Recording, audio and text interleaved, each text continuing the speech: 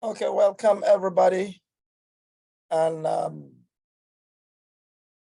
would like to start by thanking and welcoming everybody on the panel or on this call. I know you have sacrificed taking off your precious weekend to join us here. And today, we will be listening to our colleague, Dr. Godfrey Vincent, talk about his upcoming book. However, I'm going to give the opportunity to our colleague, Dr. Benjamin Fishkin, to introduce the speaker for the day. So Dr. Benjamin Fishkin, can you introduce our speaker for us? Thank you. I would be delighted to. Can everyone hear me all right and see me okay? Yes. Yes, we can. Okay. Yes. Okay. It gives me great pleasure to introduce Dr. Vincent, and no one more deserving of all the accolades I can give him. Godfrey Vincent is the associate professor and former chair of the Department of History and Political Science here at Tuskegee. His specialty is labor history with a focus on the Caribbean, the African diaspora, the African American history and 20th century issues. And moreover, he specializes in studies on imperialism and anti-imperialism and critical development studies. He received his doctorate in 2011 from Morgan State University in Baltimore. He holds an MA in Political and Social Science Historical Studies from the New School in New York City, and a BA in Government and Policies from St. John's University in Queens, also in New York City. Dr. Vincent has been active in several organizations, including Southeastern Regional Seminar and African Studies Conference, CERSAS, Labor and Working Class History Association, the Southern Historical Association, the Left Forum, the Association for the Study of African American Life and History, and the Organization of American Historians. He's currently a member of the editorial board, the Journal of Labor and Society. Additionally, Dr. Vincent's a founding member of the Seven Continents Center for Research and Policy.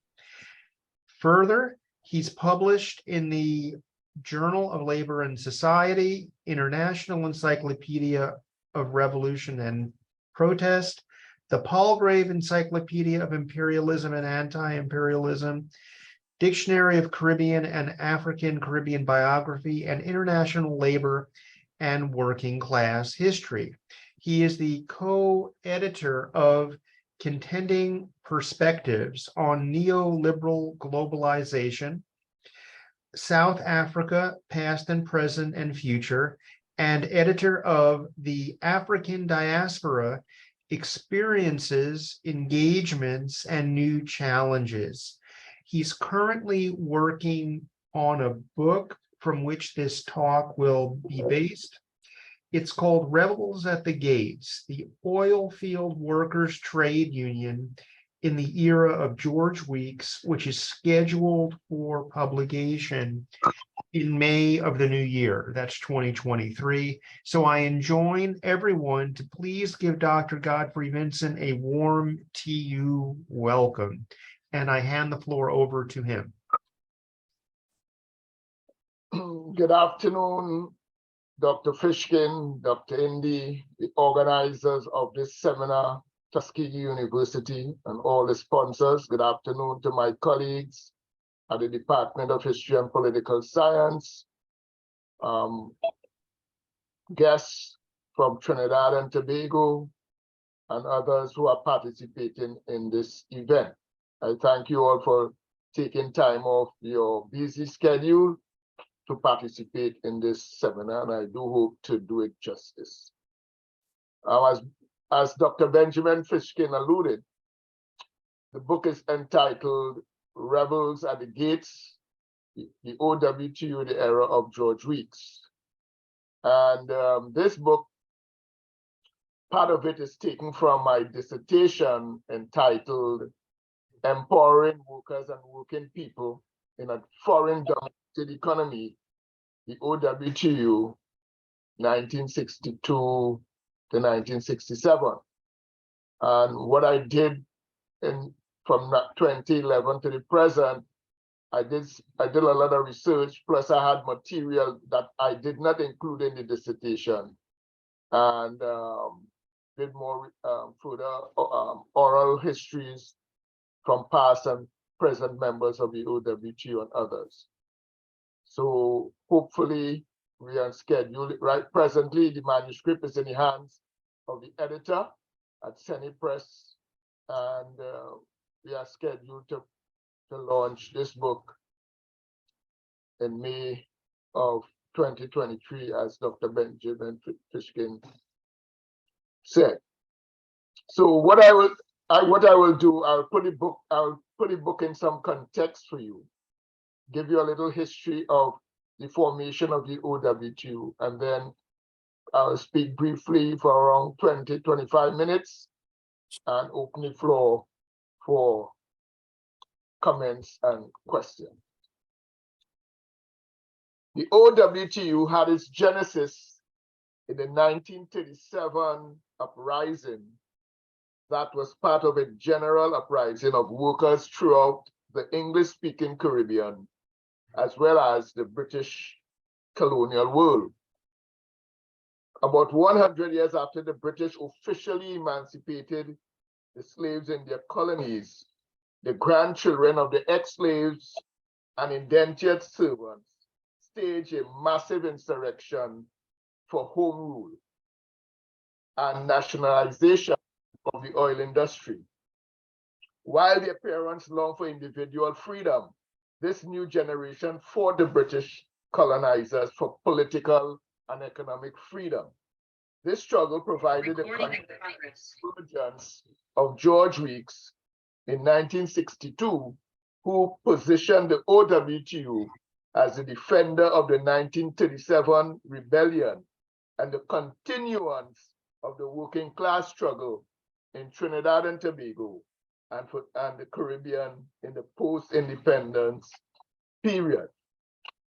From 1962 to 1981, Eric Williams led PNM government and George Weeks led OWTU became locked in an intense struggle for ideas as to the socio-economic development of Trinidad and Tobago. This struggle resolved around the oil industry that was dominated by the British and American interests. The PNN government advocated a policy of industrialization by invitation, whereby multinational corporations would become the catalyst for economic development and growth. Alternatively, George Weeks and the OWTU promoted a socialist agenda, which specified that the government should nationalize the oil industry and other key industries that were critical to the nation's economic security and redistribute resources to ensure that wealth generated from the oil industry was shared equally among the population. This struggle over ideas as to the direction of the economy and control of the oil industry became the dominant themes in the late 1960s, 1970s, and 1980s as the OWTU and the emerging oppositional forces contested the PNM government perspective on economic development. Following the 1973 Yom Kippur War, the price of oil quadrupled on the world market. As a result of this conflict, Trinidad and Tobago, a small oil producing nation, saw its fortunes changed dramatically as oil revenues swelled the nation's coffers.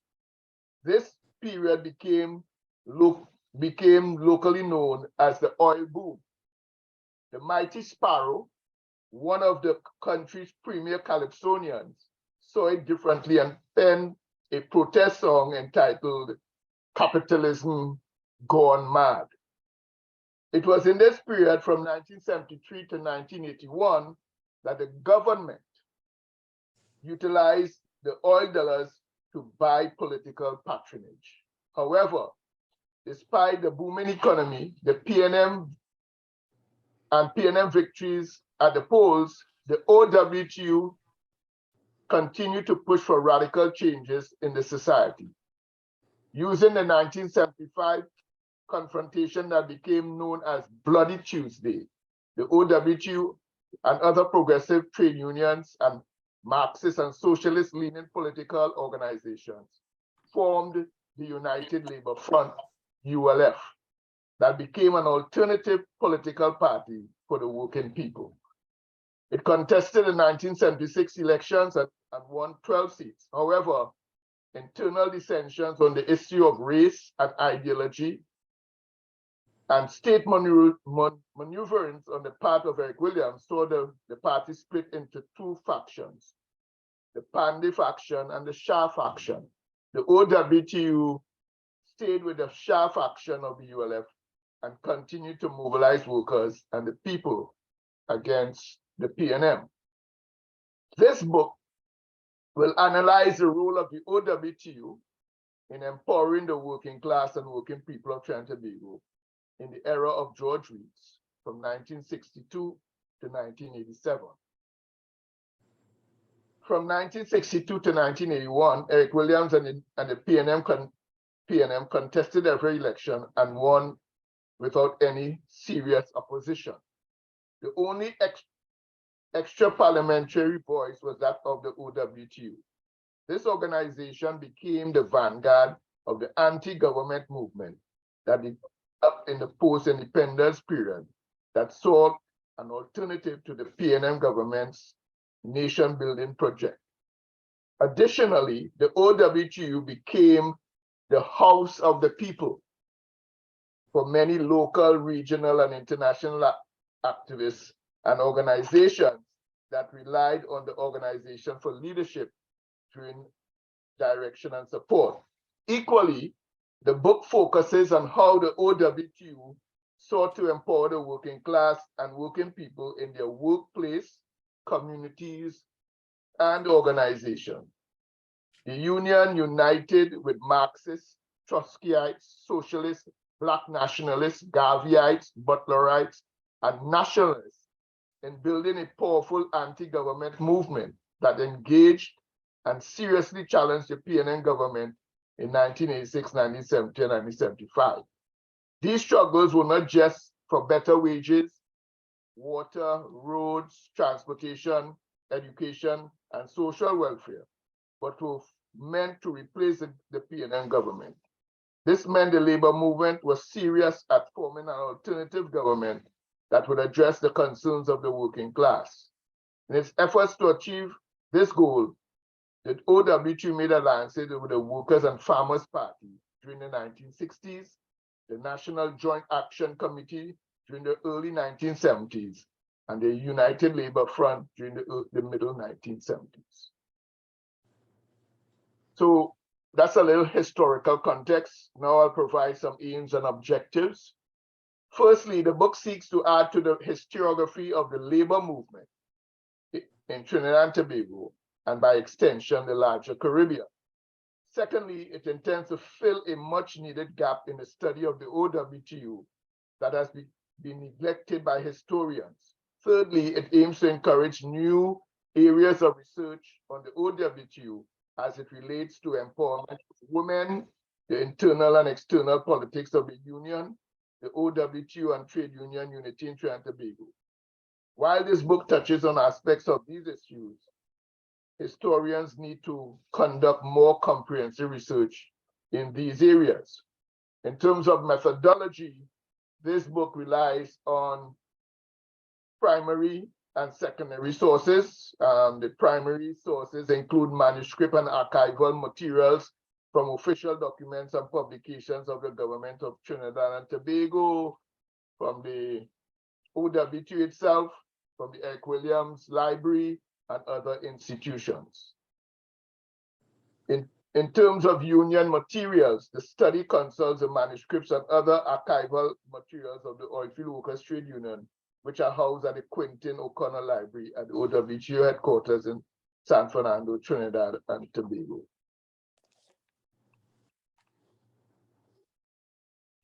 The book entitled Enemies of the Gate focuses on a number of chapters which highlights how this was accomplished, and it incorporates, as I said, a form of different theoretical perspectives that incorporates race, class, gender,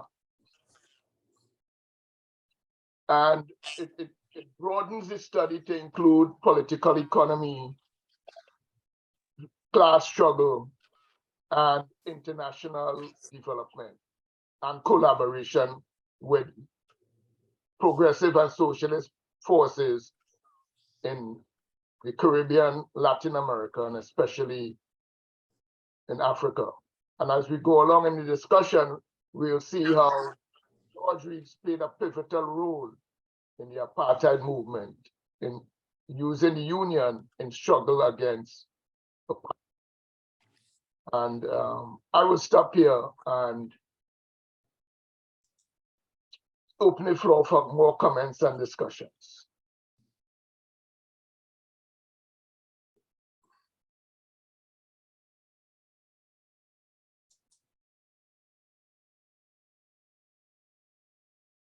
All right, thank you, Dr. Vincent, for your presentation. Now, Dr. Vincent said he just gave us a teaser and would like to open up the floor for comments or questions or for discussions. You can unmute yourself, talk, or raise your hand, or send your question through the chat, and I will be able to read it to Dr. Vincent.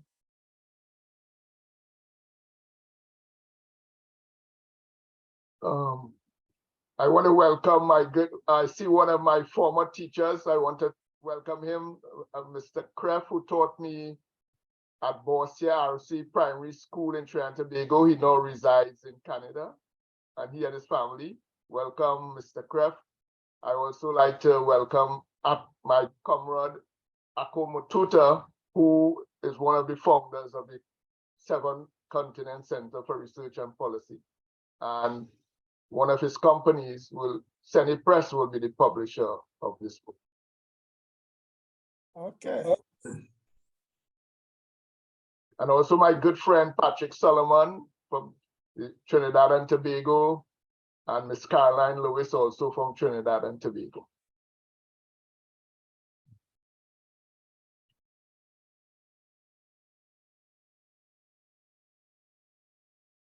Okay, it seems as if Dr. Salah wanted to say something. Oh, no, I'm just saying hello, everybody. Okay. Any questions, any comments? Yeah, Dr. Isunga?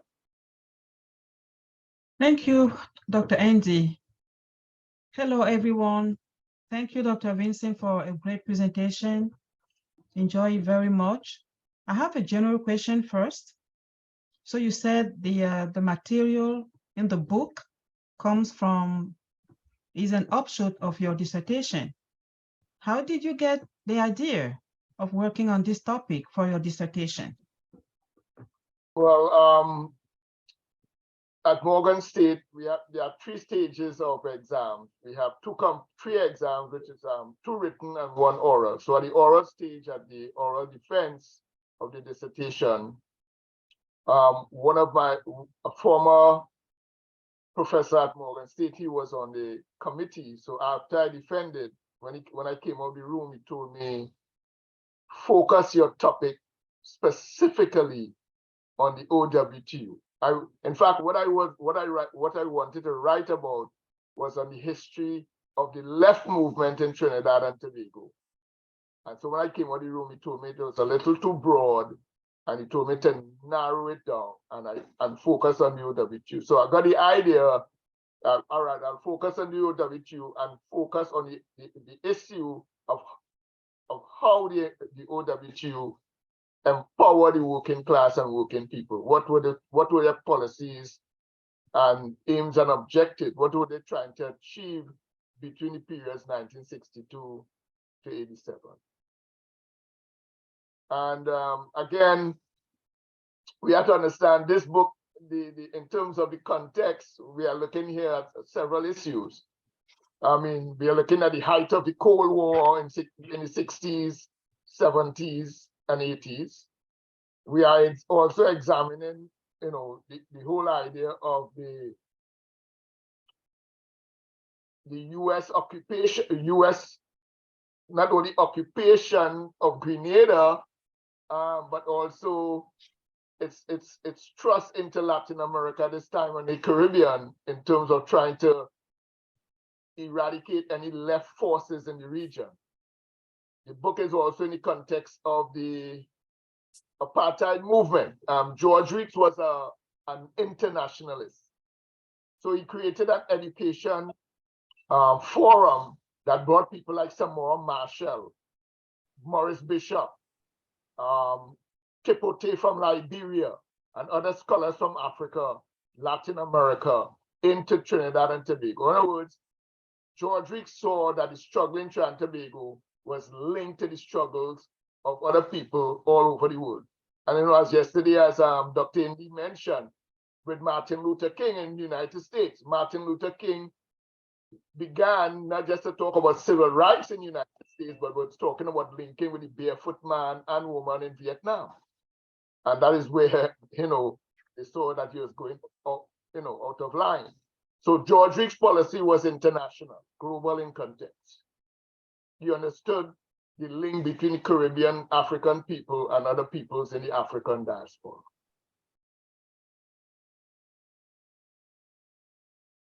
All right. Thank you for that succinct response. I have another one question from Dr. Patrick Solomon, trying to find out what made you to choose the title of the book. All right, so the book Rebels at the Gates. Well, what I have here is a primary document written by a former rebel cabinet member, Walter Anamatudo.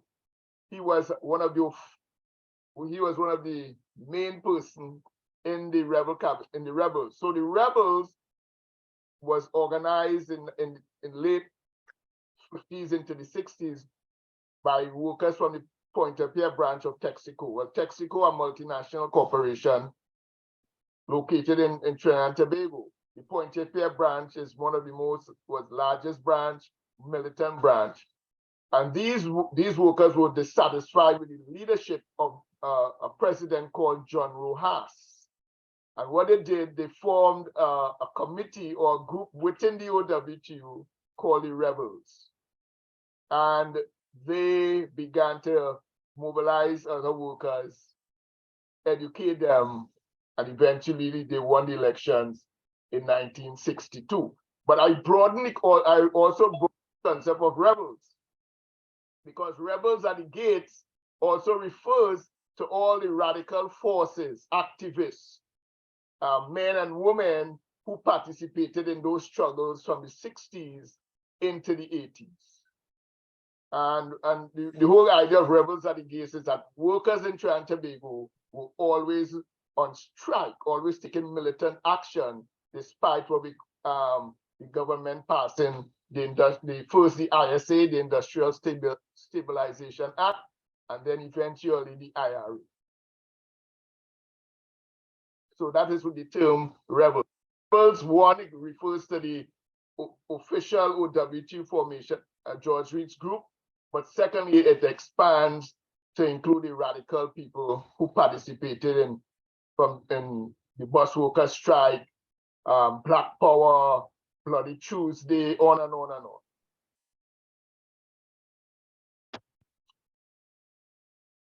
Also, I see my good friend here, Dr. Melanie Bush. I want to welcome her. Dr. Melanie Bush, welcome.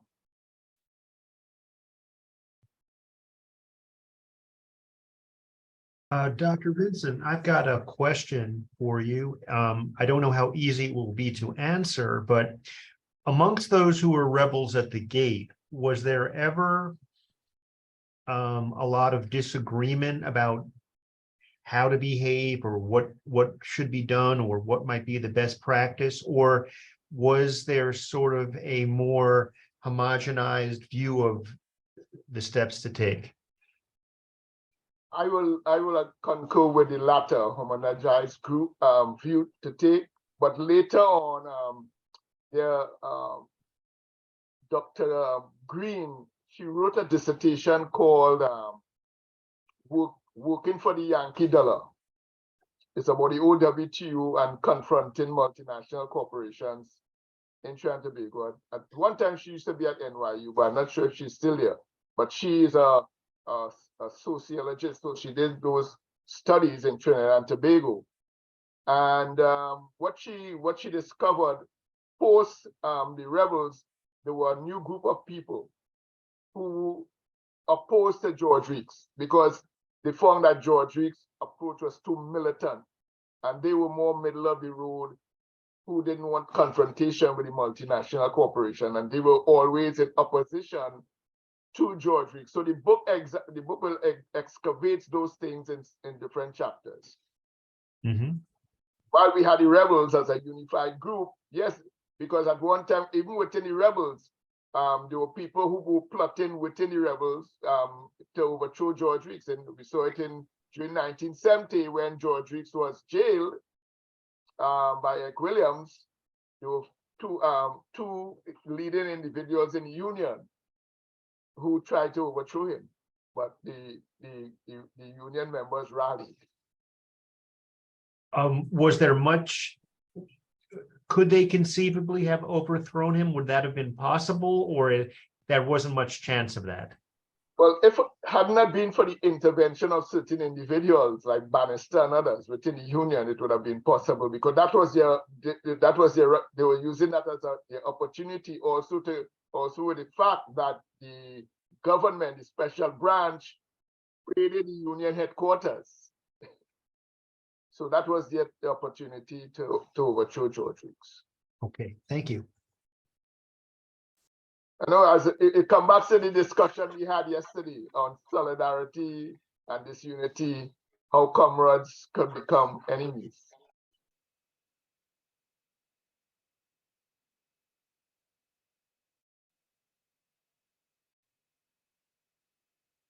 The floor is still open for discussion, questions. All right, yet another question from Dr. Solomon. What contribution did the OWTU make to the labor union in Trinidad and Tobago? The OWTU made several leading contributions. One, for the first time in the history of the labor movement, the OWTU instituted one man, one vote. And was democratized the union. Previously to that, you had what we call autocratic leaders who used delegation. The previous president Rojas, that was his method of leading the union, right? So there was no, but George Weeks broadened the union by instituting one man, one vote. Secondly, George Weeks expanded on the idea of what we call the Conference of Shop Stewards and Branch Officers, the CASABO. That was an institution that was created by the late Joe Young. Joe Young. Joe Young. Thank you, Aku. Joe Young. And so George Weeks used that institution to expand again democracy within the union by bringing in secondary and leadership, and not only people within the OWTU, but other institutions where they collaborated on a number of issues. also in Trinidad and Tobago, the OWTU played a leading role in terms of what we call today maternal leave for women. That was a major struggle in Trinidad and Tobago. The OWTU also called for old age pension and forced the government in those directions. So there are a number of policies that the trade union, the OWTU made to the trade union movement. In fact, the OWTU was the one who called on the government in the first place to nationalize the oil industry. George Weeks wrote a personal letter to Eric Williams, and Eric Williams didn't, well, his policies he didn't go along with it at the time. But, so then the OWTU was always striving for trade union unity. At the time of this book was written, you had 2 trade union fractions, but George Weeks was always pushing for trade union unity. At one time, there was one trade union umbrella where George Weeks was part of, and he left that branch because of political dissensions.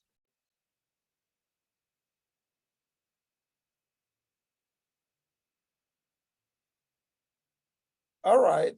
There is yet another question. Did these groups ever join forces with similar groups in Africa? And if so, how did they do that, and did they achieve any gains?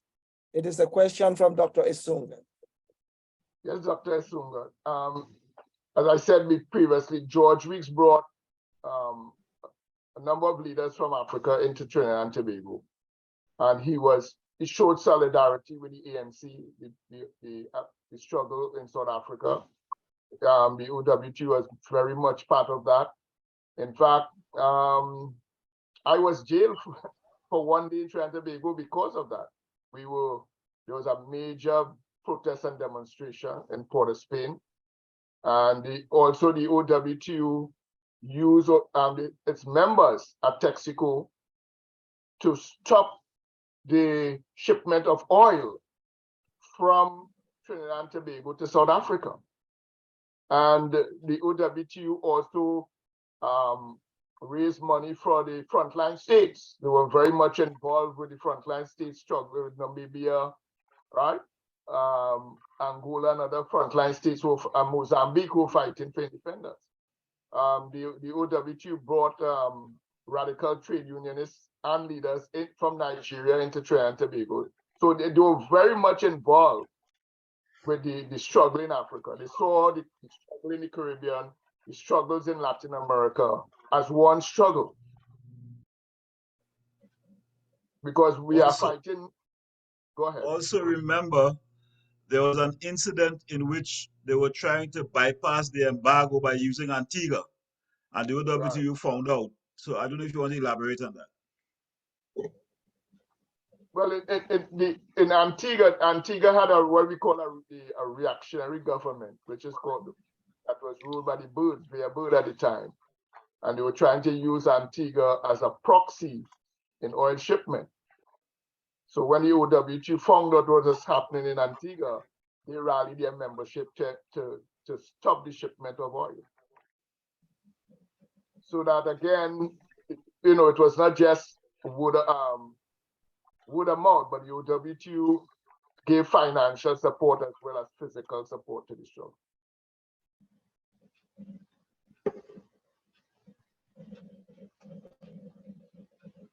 Okay. Also, the OWTU hosted the current president of South Africa when he was a union leader.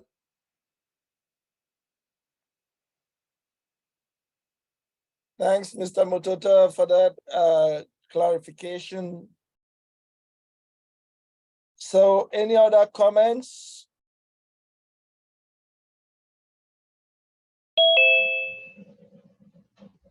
Follow-up question. Okay, yeah, I say the follow-up question from Dr. Why don't you read your question, Dr. Esunga?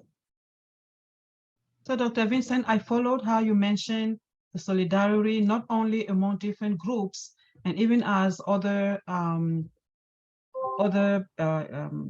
not rebels, but activists from Africa were working with these groups. And my question about the gains pertains to what is happening even today with oil in different countries in Africa. It still flows. We don't know where it goes. We don't know where the proceeds, right, go to. So what were the gains that came from these movements? Well, again, in the 60s, 1996, let's take we're talking about the early independence period in Africa, right? We know that Ghana was the first country to get independence in Africa. We know that even though African nations got independence, which we call flag independence, the multinational presence, the corporations, US presence was still strong. These countries really didn't have no control over their oil. However, come 1973, with the war between Israel and the Arab states, the price of oil quadrupled, and that caused Nigeria, Venezuela, and the Arab state countries to take full control of their oil. And also, we have to remember, in that period of the 70s, there's this ongoing struggle in South Africa, the ongoing struggle in Guinea-Bissau, in Mozambique, in Angola. We saw in that period the involvement of Fidel Castro. Fidel Castro has a foreign policy for Africa, and he is sending his troops and other forces into these regions to help the struggle. Now, again, we have to understand, by 1979, the whole environment in the world will change. Prior to 79, we have 73 in Chile and the dismantling of the socialist revolution in Chile by the CIA, right? Then come 1979, the emergence of Margaret Thatcher in England. 1980, the emergence of Ronald Reagan in the United States. And we have this whole neoliberal agenda, right? That will shift the paradigm towards the more free market. And we saw in the 80s a new push by Ronald Reagan for the dismantling of every socialist force in the world. So while there were gains made, many gains were made, but there was you're seeing that they were always pushed back from the United States and other forces to stop those gains that people made in the independence period. You have to understand also that in the 70s and 80s, the working class movement all over the world is powerful. They are making gains. And elite forces in the United States and other countries didn't like that movement. They always wanted to crush the movement. From day one, we know the United States wanted, and Western forces wanted to crush the Soviet Union. They wanted to crush China. We saw what happened in Vietnam, right? They went into Vietnam and fought. Right? And so therefore, in the Caribbean, we saw what happened with Grenada, 1979, and beyond, Grenada was crushed. We saw in 62 what they did try to do with Castro, blockade Cuba. Up to today, Cuba is still blockade. So there's always a push and pull in the struggle. I maintain that the struggle is not over. The struggle is not crushed. It might be aborted for now, but people are always struggling for, as we said yesterday in our seminar, people were always trying to reimagine a new world, and that struggle is continuing. So I don't see, some people might say, well, the struggle was defeated. I don't see it as a defeat. There'll be setbacks along the way, but every day people are struggling. Because we see that, I maintain, for instance, that the struggle in South Africa is not over. It's not over. All right? And the Haitian Revolution is yet to be completed. A number of revolutions that were aborted are yet to be completed. I think there'll be more struggles. All right. Before I give the floor to Dr. Salau, there is a question from Dr. Matthew. Finding you, do you believe the dissension with George Weeks in the OWTU was also because he was becoming too political in his actions? Well, yes, George Weeks was not just a trade union leader, as some trade union leaders saw themselves. He didn't acquiesce to the government all the time. In fact, we had a seminar where one person mentioned that at some times in the international global struggle, Eric Williams gave OWTU cover to make certain international statements. But by and large, George Weeks was a political figure. He was not just a trade union leader. He understood politics. He understood that in order for us to move and be successful, we have to engage politically and not just fight for better wages and wage conditions and working conditions. Because at the end of the day, you could have all these things and yet you don't have political power. And George Weeks saw that as an essential ingredient. And this is why he broadened the OWTU. As I said in my opening remarks, he called it the house at one time. There's what we call the in Port of Spain headquarters of the OWTU. At one time in the 70s, it was called the House of the People, right? That phrase taken from Mao Zedong, the House of the People. And so he brought everybody into the discussion. And so by 1970, George Weeks was part of the National Joint Action Committee. Then, he was part of the ULF. And so they were always looking for ways and means to get political power, not just trade union power, because trade union power. I think it's important to mention too his initial foray into politics with the Workers and Farmers Party with CLR James. Right. So that the book addresses that move, that in one of its chapters, 1965.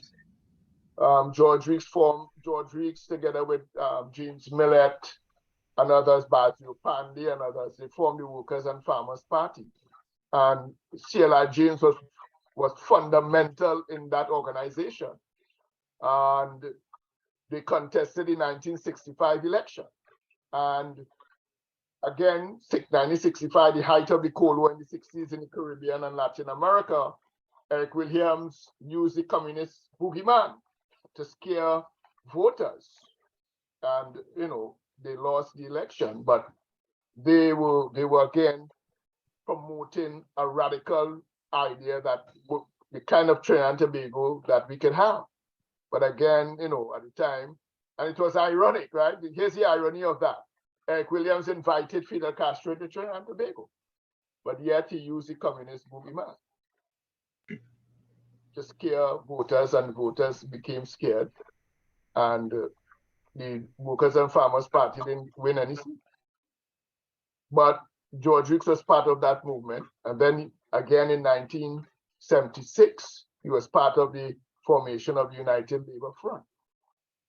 And prior to 1976, as I said, he was very instrumental in and involved in the Black Power movement.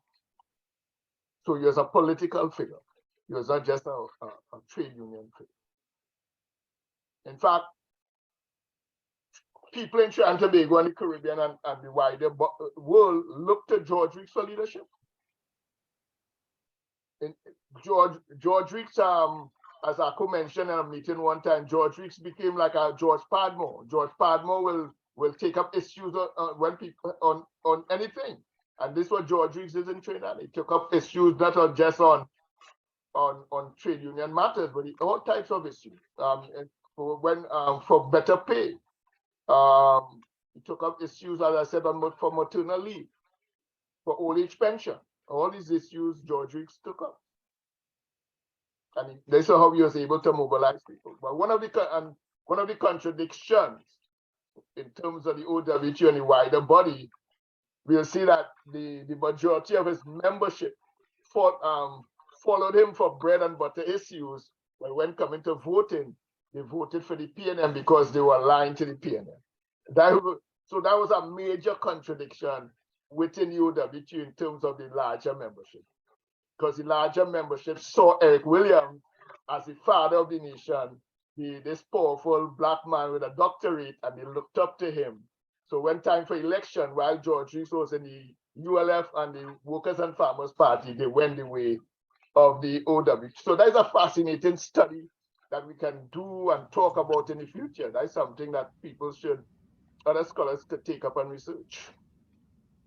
Okay, thank you, Dr. Salau. You have the floor. It appears from what you're discussing, can you guys hear me? Yes, Yes. I can hear you. Oh, okay. How successful was this labor movement that you're talking about in shaping the way that the oil industry used the crude oil?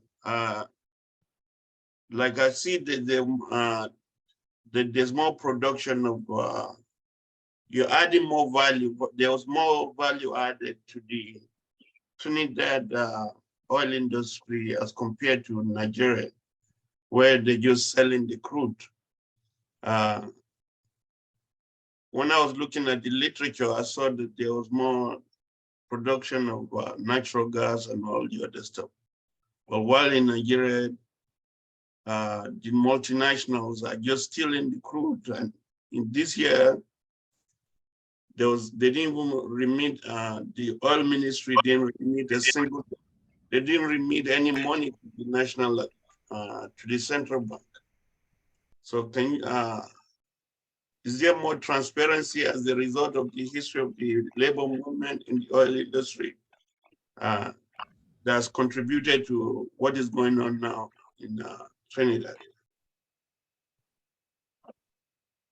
Well, we have to look at a number of phases for that, right? In the first phase, from the colonial period up to, let's see, I want to say by the early 70s, we didn't have control of the oil. The government had no control of the oil. British Petroleum was still in Trinidad and Tobago. Shell was still there. Texaco, those three major corporations, right? It is because of the struggles of the OWTU and the 1970 Black Power Revolution that pushed the government to the left to partially nationalize the oil industry. And what happened in that period is that we had some semblance of control of the oil industry, and Eric Williams became what we call the corporation's soul, meaning that he was the one who was in charge for accounting for the oil revenues. So at one period, you would go to Parliament and account, but we know that from looking at different literature that there was a lot of corruption, right? But at the same point, we made some progress in terms of how the oil industry was organized. And because of the radicalism of the OWTU, it's pushing the government in a certain direction. But today, that is not so. We have that Pointe-a-Pierre refinery has been shut down, right? While we have moved towards natural gas, we have moved away from oil. And in fact, if you look at the budget from the budget speeches from the 70s to the present, you'll see that presently, at one point in time in the 90s and early 2000s, we made more money from natural gas than oil. But because of the drop in the oil revenues and the world market, we are not in a good position right now. But there's still, challenges for Trinidad and Tobago with oil and gas, because the problem is, as you rightly said, in Nigeria, although Nigeria is in a much better position than us because they are a member of OPEC, the problem is the accountability, right, and the corruption. Yeah. Because we don't own the oil. We get oil royalties, but we don't own the oil. The oil is not owned by us. The natural gas is not owned by Trinidad. And in fact, a couple of years ago, under a former government, the People's PPP, the People's Partnership, BP took years to pay the government its share of royalties. And it happened again. You know, this is what the multinational corporations do. They collect it, they have the money, they take it, and they will bank it and get interest on that, and you will have to beg them to pay you. But so there's where the fight and the struggle for control of our resources is important. Oh, so they're playing the same game all over the place. Because it's the same game. Multinational corporations have not changed their habits. Yeah, because in Nigeria, the oil is technically owned by the government, but and they're in partnership with the oil majors to extract and refine the oil. But what they did in the Nigerian case is that they colluded with the certain interests in the country to make sure that 6 of the refineries in the country is now operating. So they take the crude oil, send it to go refine it, and then we import the refined crude oil again. So I don't know, is slavery, you know? I mean, we have the crude oil, and they take it to Europe and America, United States, they refine it and resell it to us again. And the money we get from that refined oil, we use it to buy rice to eat.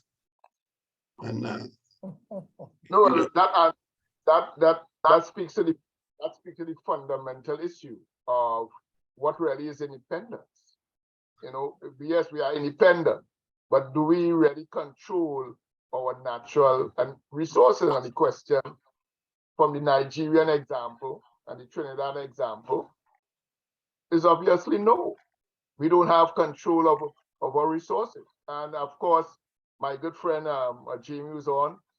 He and others, they always talk about that. How can we control our natural resources? And people were pushing the government in trying to go in that direction, but we know Eric Williams was not going there.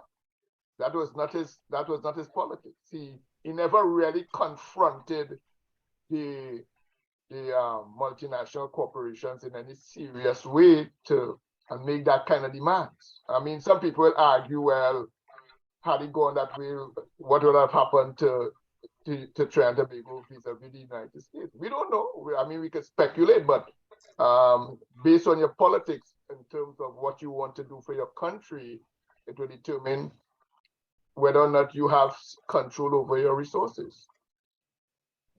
I don't know if Jamie wants to comment on that. Yeah, he has his hand up and would like to comment. Thank you. Yeah, are you hearing me? Yeah.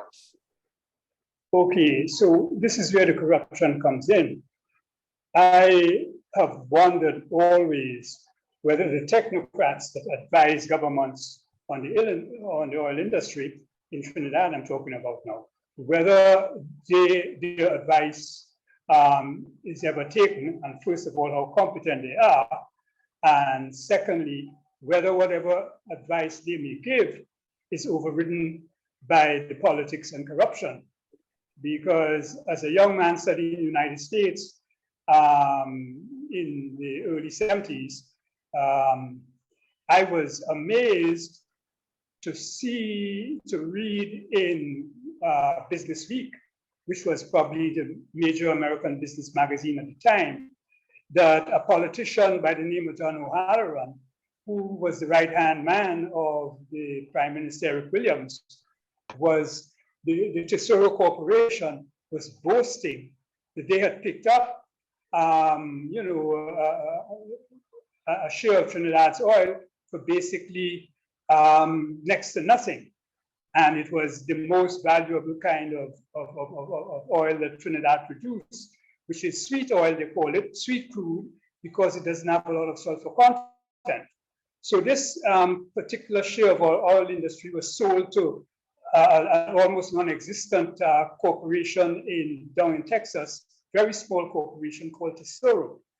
Now Tesoro paid O'Halloran a lot of money, corrupt money, and whoever else got, we don't know.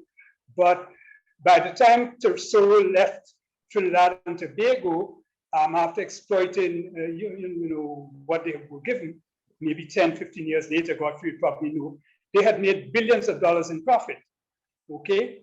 And the very unfortunate part of it is that the government of Trinidad and Tobago, when they decided they wanted to leave, turned around and bought what was left from maybe some other billions of dollars. Okay, so we lost, you know, all around. So maybe Godfrey has a better understanding of what went on, so maybe he can fill that in.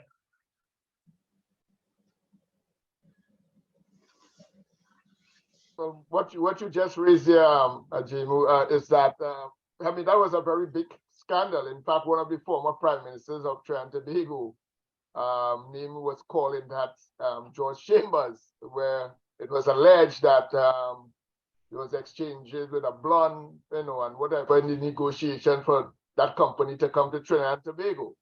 How they came in Trinidad and Tobago, I mean, it is on the cover, on the shade, and as you rightly said, they got a large share of our. In fact, that company was an unknown entity in Texas. Nobody knew about that.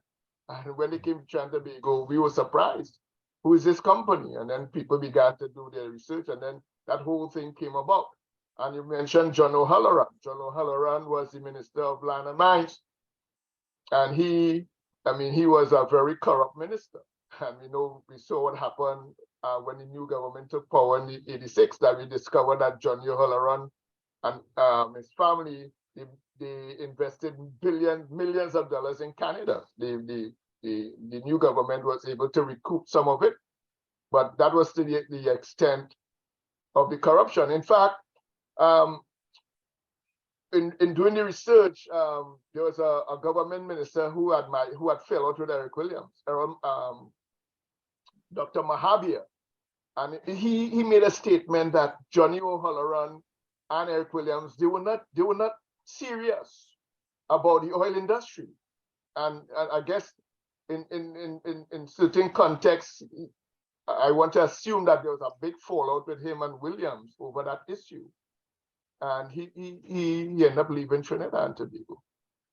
And so while we made a lot of money from oil, which I would not say, and it did help improve the country to a certain extent, it is clouded in serious corruption.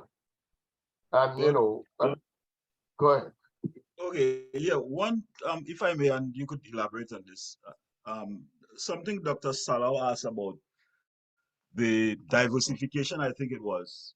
He didn't use those terms of the oil industry. And you may recall the OWTU was very instrumental in educating people about diversifying the oil industry. And a pioneering figure in that intellectual movement was Dr. Trevor Farrell, among others, who the OWTU would bring from time to time to educate people, one, about the role of the multinationals. This term, the Seven Sisters, which was the major oil company, Standard Oil, I don't remember the other six. And they also placed on the table the issue of diversifying the oil industry, which I would want you to elaborate on a bit. And Trevor Farrell and others were very instrumental. The second point related to what Brother Jamu said, relative to Tesoro. BP, several oil companies operated in Trinidad, Shell in Point Fortin, BP in Faizabad and Palo Seco and others. And BP sold its assets, left. And the government was looking for a foreign partner and chose this company called Tesoro, which was apparently hurriedly formed with 26,000 US dollars. The records are there, 26,000 US dollars, and got 49% of a company at the time, I think, valued 20 million US dollars, right? I was very active politically, and we were raising that issue at the time. So here it is, this company, 26,000 US in assets, just formed, they just formed like a LLC, and had $26,000 in their books and got half plus also key positions of management, including the CEO and other positions in that company. And so I don't know if you want to elaborate on those two things. One, the role of Trevor Farrell and the OWTU in terms of diversifying and pushing the government in that direction to diversify relative to what Dr. Salau asked, and also the point Ajamu made about Tesoro. Well, the first one, well, with Trevor Farrell. Trevor Farrell is one of the young, bright minds. Well, Jimo knows him well. At one time, they were close. And in the 70s, Trevor Farrell, he did his PhD at Cornell University, and he returned to Trinidad and Tobago. Like at the time, Jimo also returned to Trinidad and Tobago.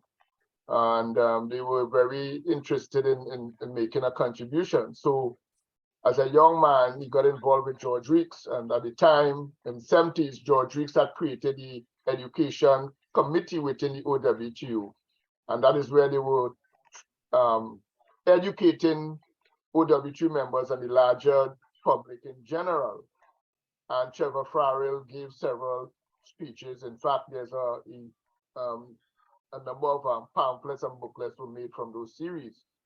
And Trevor Farrell had, talked specifically about how we can go downstream in terms of adding value to oil, our oil products, because from research has shown just from the petroleum industry, from oil, we can make over 100 different products, plastics, a number of different products.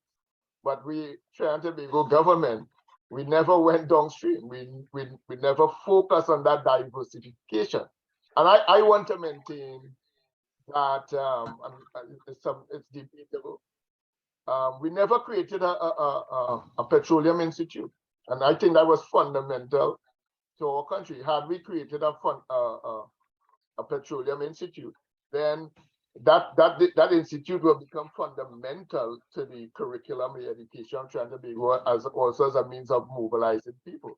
So we have a total understanding of oil from the extractive stage all the way to marketing, and in every field we could have trained people at all levels to become experts in the oil industry, but we never did that. And so the question is, how serious were past, present, and future governments about the oil industry? So we know the answer is no. We never engage in much diversification of the oil industry. Even if you could take it to our pitch industry, we never engage in much diversification of pitch.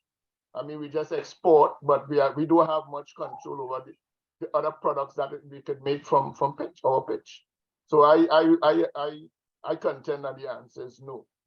On the second issue, as we said with Tesoro, I mean, that is widely written about, and you rightly said, Akko, that this small unknown entity came into Trinidad and Tobago, right, with little or no assets, got control of British Petroleum, because, and in fact, in my research,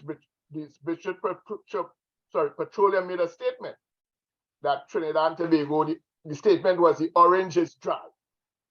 The orange is dry, and they left Trinidad and Tobago. They wanted to get out, but knowing they knew that Trinidad and Tobago had much natural gas, and they focused their attention in the Middle East only to come back in Trinidad and Tobago presently to control the natural gas in Trinidad and Tobago.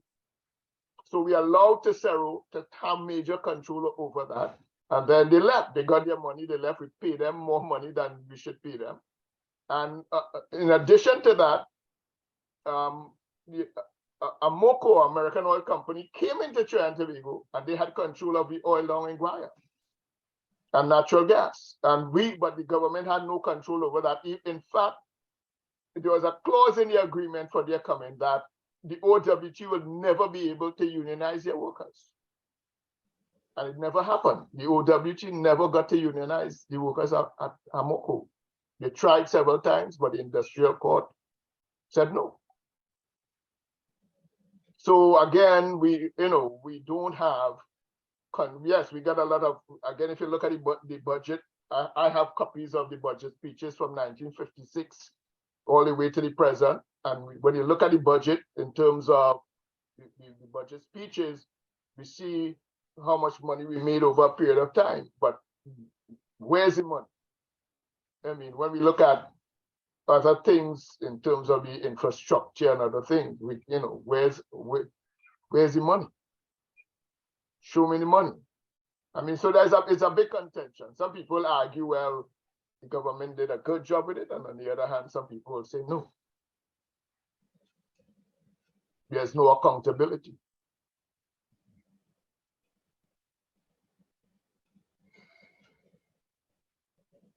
Okay. Well, any further questions or commentaries? If not, Dr. Vincent, I would ask you to give us a closing remark.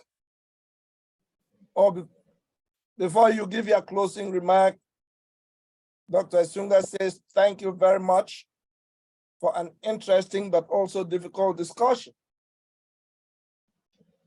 Difficult because it remains, because the reality remains the same in the Caribbean and Africa, where they still have no control over their own oil. As you said so well, the struggle continues. Great discussion. Thank you. Brother Ejemo has the hand up. Let me. Yeah, I just wanted to say one thing, and this is important not only for the Caribbean, but also for Africa. I talked about our technocrats, whether the politicians follow their advice. Godfrey said that there was need for a petroleum institute, which was never set up. What the Caribbean and Africa needs is independent voices that can give analysis of important issues, okay? Trinidad and Tobago is very small, so everybody is at the mercy of the government. So some people in academia, most people in academia are afraid to speak their minds, okay? Africa is huge. The young Africans you need institutions that are independent of the government that can give advice on important issues concerning the countries, okay? I was very surprised to hear this. I think it was a woman, young academic from some African country. She was saying that this particular high-level personage in the World Bank told her that Africa is the easiest place for them to get agreements signed. She said they go to Asia and they got to do a lot of bargaining. They go into Africa and all they ask is, where do we sign? So without even studying the issues, the African politicians or technocrats are just willing to sign on the bottom line. That's why they always get taken. That's the comment. Yes, Dr. Kraft. Dr. Salah. Yeah. You have your hand up. Mr. Kraft, hold on, yeah. Dr. Kraft. I just want to say that I'm so pleased to be listening to Dr. Vincent and in his explanation of all that has happened since the 1930s. It was just 100 years after emancipation that things began to evolve in Trinidad, and is based really on the works of the oilfield workers. I'm happy to hear how he links that sort of activity to eventually independence and the continuous work of many activists in the Caribbean and beyond. I like the linkage that he has made. This is very, very important work, and I wish that somehow Trinidadians and Caribbean youths begin to understand the tremendous amount of effort and sacrifice that our ancestors has made over the years to bring us where we are. Yes, it is still a global fight. There's still a lot of inequities in terms of how the West relates to the South. I think the battle is still there for us to take into control. Dr. Vincent mentioned pointedly that South Africa, although it's free, there's so much to overcome. What they have really is really more mountainous than what we have. And actually, you know, but we should take comfort that across the globe, all activists are putting together their efforts, and there needs to be a cross-pollination of effort and sharing, so at least the struggle needs to continue. I want to thank Dr. Vincent. He's a son of the soil, and I'm so proud that I had a small iota of input into his career. Thank you. Thank you, Mr. Kraft. Okay, Dr. Salau, before Dr. Vincent takes the last word. Okay, what can we learn from the Arab countries and the Gulf countries? How are they doing it better? I mean, we've gone to school with most of them, and is it because they have better historical memory than us, or what? Or is the way the race is playing up in the international politics, you know? Because the Black countries that have resources like Congo, DRC, Congo, then you have the small Congo, they have oil too. There's oil all over Africa. Angola has oil, you know, Nigeria, Cameroon, you know, now Senegal has discovered oil. But all these resources that we have is not bringing us prosperity. Rather, the places where they extract all this oil, they're the most depressed places, and the people are depressed. The country is considered poor while they actually rich, you know? So how can we deal with this paradox? And that's the challenge for a lot of us. With respect to what Dr. Kraft was talking about, I don't know what is Dr. Press or Dr. Ajamu, but about the complicity of the intellectuals. Most of these intellectuals are bought. And the other thing is that most of them are socialized in Africa. They've never had a lot of international experience. So they don't know what is at stake. So the values of society is very simplistic. You get married, have a big house, have a nice car, and you're accepted in society. But if you're if you're trying to raise bigger issue about equality or the distribution of resources, people see you as a madman or madwoman when you're fighting for the justice to be done or all kind of things. So we need a radical revolution of values among the elite. And I think we have to find a way to gain support to the grassroots. That's the only way we can get this thing done. But I also would like to know what the Arabs and the Gulf countries are doing. Well, they're successful and we're not. Well, again, we have to put that in context, right? People look at the Arab world and said, well, they control their oil. But we have to understand what role the Muslim people play in that, and in terms of the Cold War. Mossadegh in Iran, right? In the 1950s, he fought hard to nationalize the oil industry. He did it. And what did the CIA do? In fact, FDR's son, Franklin Delano Roosevelt's son, he was foremost in that organization in terms of overthrowing Mossadegh. They went into Iran and they got the Muslims there, collaborated with the CIA to overthrow Mossadegh.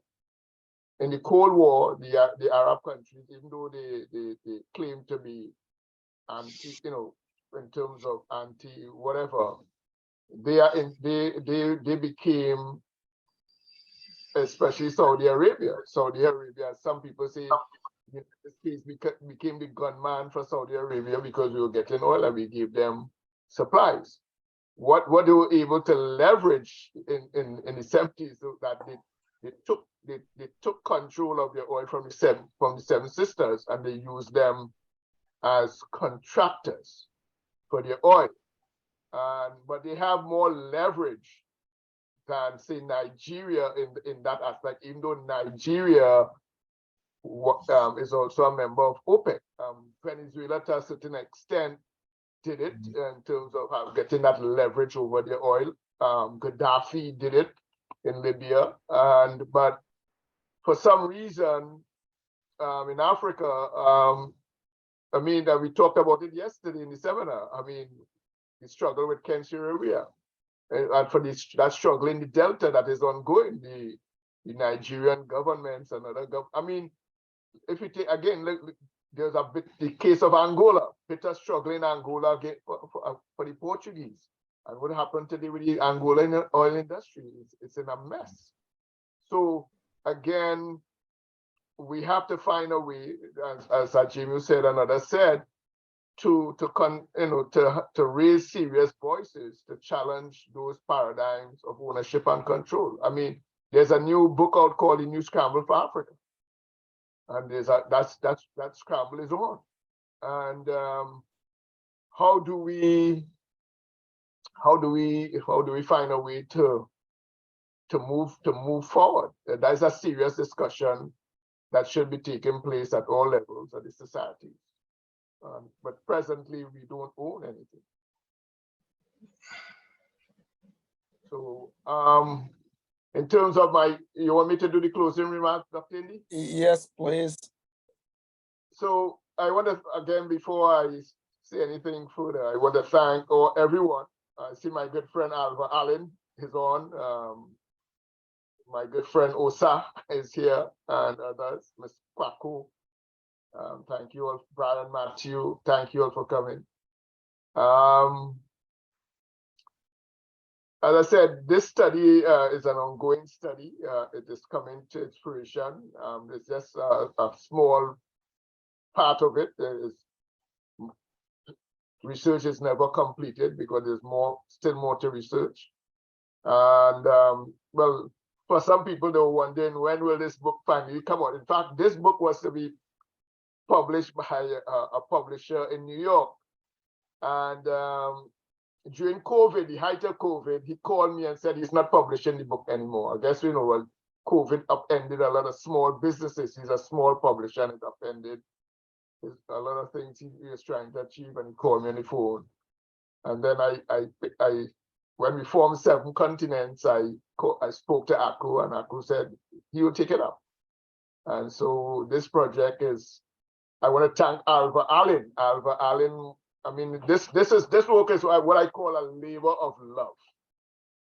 Because here we have people Alva Allen was foremost in this struggle here, as a member of the OWTU, serious member of the OWTU, the Tea and Tech branch of the OWTU. He was part of it.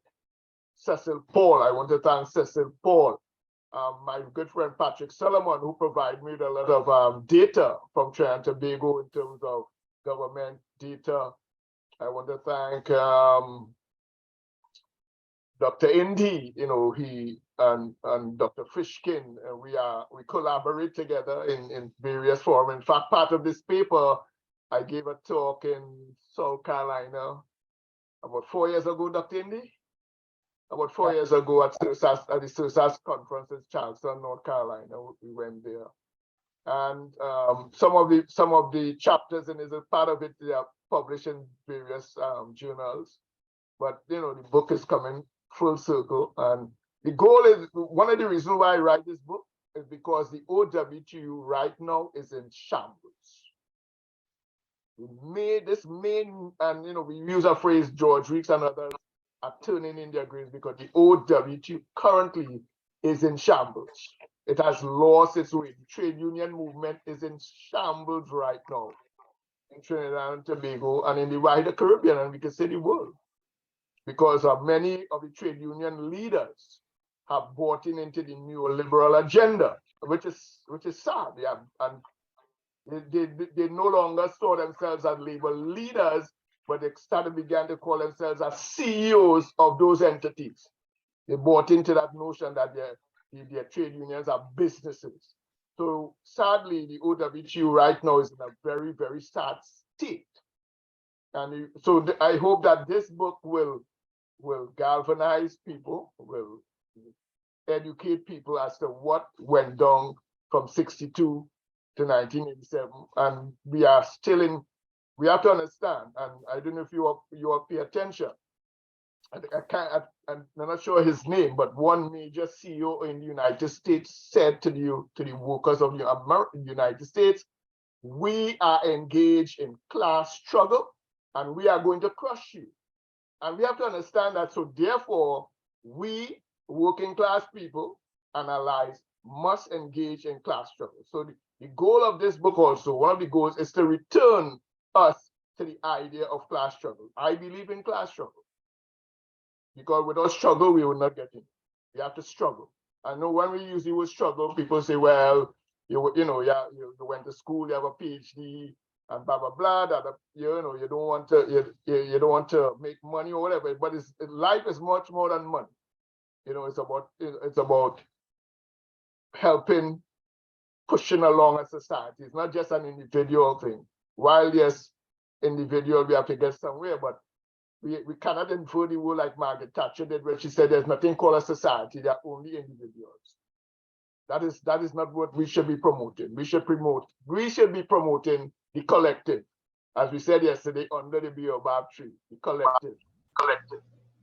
And so therefore, I do hope that when this book is released, we plan several events. One of the main events will be in Trinidad and Tobago, and I think Mr. Matota, Comrade Matota we have one of our comrades who will be coming to Trinidad, Gigi Prashad, to be the major speaker for this launching. So we have things in Trinidad, and then we'll do launchings at Tuskegee University, we'll do launchings in New York City, in Baltimore, Maryland, in Virginia, and wherever I step foot on in the land in America, we'll have launchings, and probably internationally, we'll have launchings also.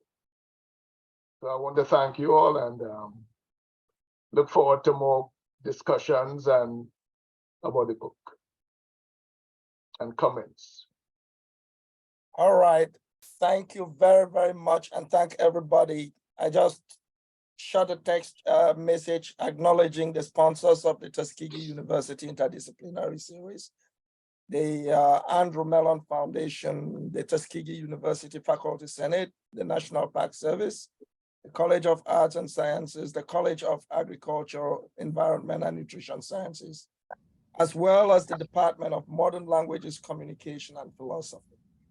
And I'll be remiss not to thank all of you participating, because without you, we will not have had this discussion, which is very informative, very on point, touching to the core of the struggles that our ancestors dealt with and that we're dealing with, and that we might even have to legate to our own children. So we thank you, Dr. Vincent, and we thank everybody for coming. And next time, we will see you next time. We have another seminar series on Friday, which will be talking about big data education. So I enjoin you to join. The link is the same, Friday, 4 p.m. You have a blessed and wonderful day. Okay. Thank you. Thanks, everybody. Thank you. Yes, thank you. Thank you. Thank you. Bye-bye. You, Arthur. Bye-bye.